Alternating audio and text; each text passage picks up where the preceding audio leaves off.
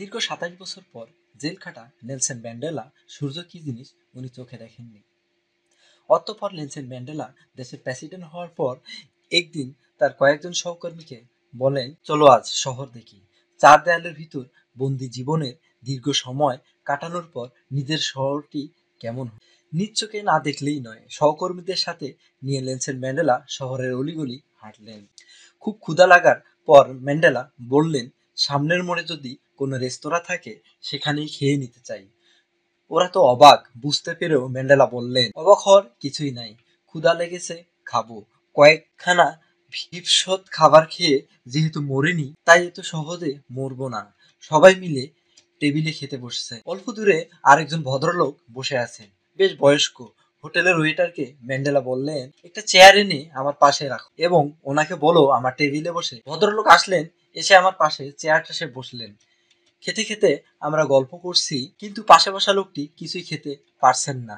ওনার হাত কাঁপছে, চামচ থেকে খাবার প্লেটে পড়ে যাচ্ছে। ম্যান্ডেলা সহকর্মীদের একজন বললেন, আপনি মনে হয় অসুস্থ। লোকটি চুপচাপ রইল, কিছুই বলল না। ম্যান্ডেলা নিজ হাতে ওনাকে খাবার খাইয়ে দিলেন এবং ওয়েটারকে ডেকে বললেন, ওনার খাবার বিলটাও আমার পরিশোধ করব। খাবার শেষে সেই বয়স্ক ভদ্রলোক বিদায় নেওয়ার জন্য প্রস্তুত হলেন, কিন্তু সবাই অবাক চোখে দেখলো লোকটি ভালো করে দাঁড়াতে বা হাঁটতে পারছে না।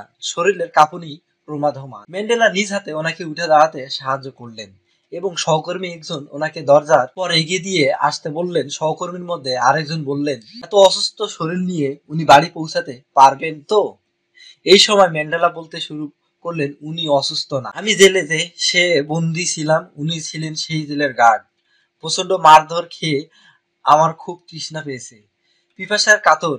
আমি যতবার পানি পানি বলে আর্তনা, ততবার উনি আমার সমস্ত শরীর প্রসাব করে দিতেন।